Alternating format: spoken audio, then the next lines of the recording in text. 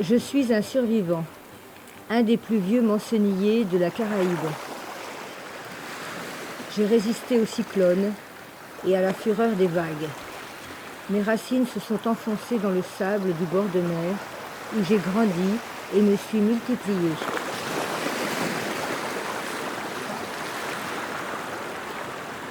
L'hippomane Mancinella, de la famille des Euphorbiacées, peut atteindre 15 mètres de haut et 60 cm de diamètre. Son fruit, semblable à une petite pomme, lui a valu son nom de mancenillier, de l'espagnol manzana, la pomme.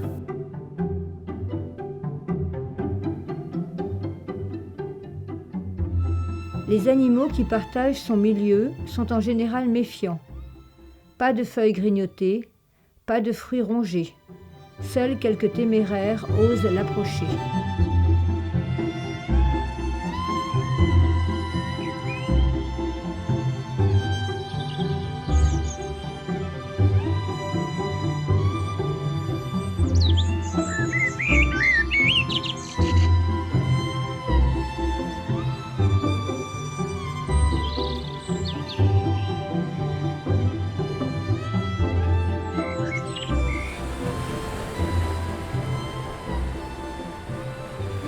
Les conquistadors l'ont surnommé l'arbre de mort, et de nombreux écrivains lui ont bâti une sinistre réputation de tueur.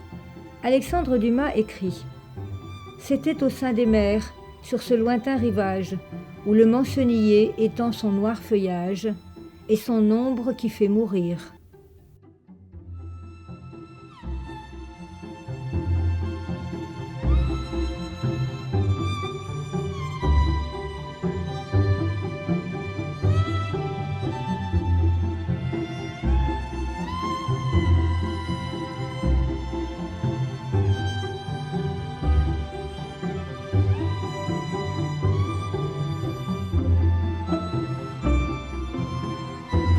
Oui, en 2017, nous étions à La Désirade avec un petit groupe de 5-6 personnes.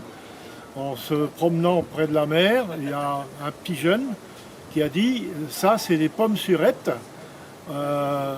c'est très bon, on ne peut pas en manger, etc. » Et moi, je leur ai dit que c'était pas du tout ça.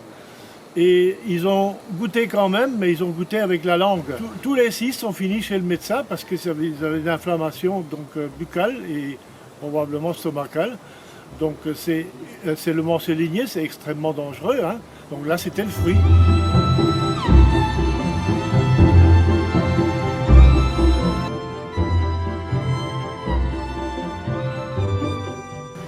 Concernant les mancenilliers de Guadeloupe,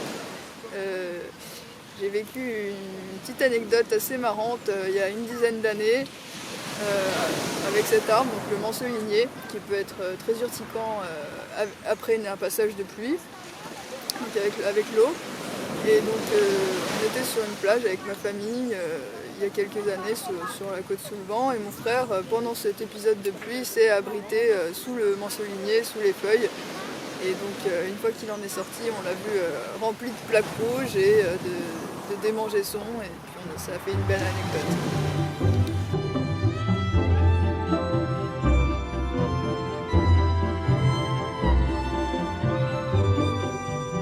Le mancenillier est un arbre qui pousse aux Antilles, en Amérique centrale. C'est un très bel arbre, mais qui malheureusement est très dangereux. La sève que cela relâche peut brûler la peau. En cas d'ingestion d'un des fruits, il est conseillé de le recracher rapidement parce qu'il y a un risque de brûlure dans la bouche. Donc c'est rincer la bouche tout de suite et se diriger vers un centre antipoison.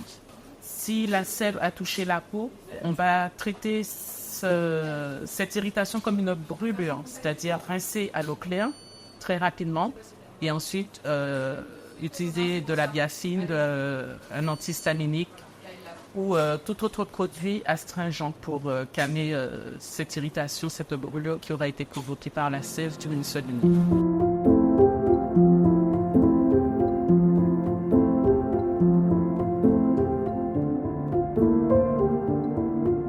Je suis garde du littoral, C'est-à-dire que je travaille pour la ville de Morne-à-l'Eau en tandem avec le Conservatoire du littoral. Alors, nos missions consistent en la protection et la valorisation des espaces naturels qui sont situés au niveau des zones humides. Le morcel ligné, c'est un arbre sans paix environ, les feuilles sont toutes vertes.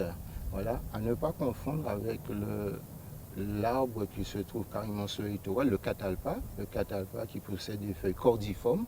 Caractéristique, c'est que c'est un arbre, il ne faut pas s'abriter dessous en période de pluie, puisque l'arbre il va être blessé, les feuilles seront déchirées avec la puissance des gouttes. Et donc, si on casse une feuille, vous allez voir du latex, vous voyez, du latex, et c'est ce qui est toxique. Pour identifier la dangerosité de ces arbres, eh bien, les communes comme le Moule, Saint-François, bref, toutes les communes qui ont un littoral avec ces arbres-là, le mentionnier, eh bien, ils sont cerclés d'un trait rouge. Ou alors, quelquefois, on peut voir aussi des panneaux d'information, d'accord, qui sont mis par les collectivités, et afin de signaler au public voilà, le côté danger, d'accord, à ne pas toucher, à ne pas s'abriter sous ces arbres-là, surtout en période des fêtes pascales, où le Guadeloupéen aime sortir de chez lui et aller occuper les plages. Auparavant, bon, les peuples amérindiens effectivement utilisaient vraiment le latex pour empoisonner la pointe de leurs flèches.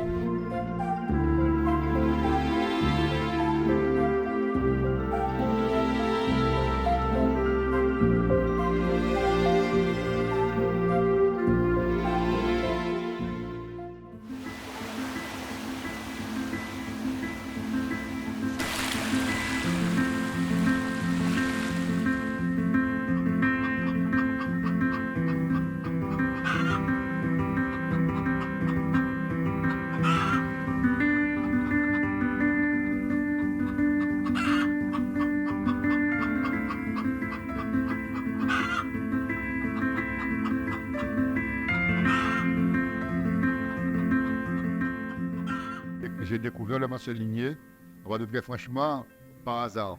Je n'ai jamais pensé à aller chercher du morceau-ligné pour faire des bateaux. S'il le faisait avant, ça remonte peut-être à 100 ans. Le morceau-ligné était utilisé comme le poirier, c'était pour sa courbe. Parce que c'était des arbres qui prenaient plus facilement pour avoir la membrure, parce que la membrure, il doit sortir dans une roche courbée. Et pour que les fils suivent la propre boîte.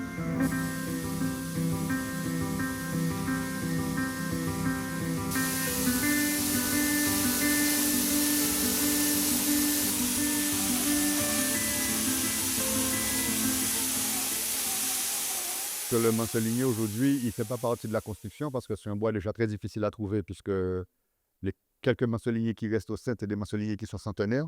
On les garde. J'ai eu la chance, il y a 2 ans, ils ont coupé un qui gênait un petit peu pour faire une route. J'ai récupéré les planches. Mais ça me sert beaucoup plus à faire de la menuiserie, confondre des tables, des trucs comme ça. Je ne le mets plus dans le canot. C'est un bois qui est déjà très joli. En meuble, je pense qu'il est même plus beau que le bois de rose.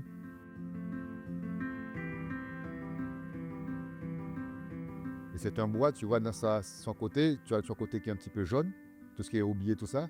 Et quand tu arrives dans le cœur, tu as un marron qui va, des fois, tu as du brique, couleur brique, et qui a plein de fils, c'est vraiment très joli.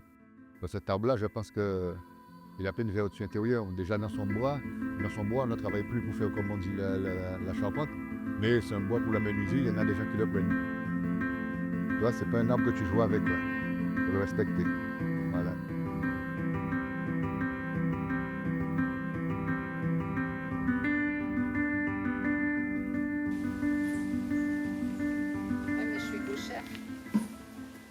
L'ONF, dans un cadre de planté local, a identifié en Guadeloupe au moins 300 espèces indigènes qui, au fur et à mesure des années, sont détruites.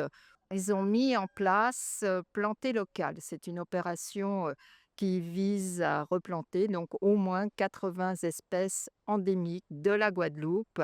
Le manceligné fait partie de ces arbres à replanter. Nous avons eu la chance d'avoir ces semences. Donc là, interrogation, comment faire? On n'avait pas la littérature et l'expérience par rapport à ces arbres. Donc on a eu on va dire une centaine de graines de mansolinier. C'est une coque qui est très dure. À l'intérieur, il y a exactement 8 pépins. On a extrait ces pépins et après, on les a mis en semis.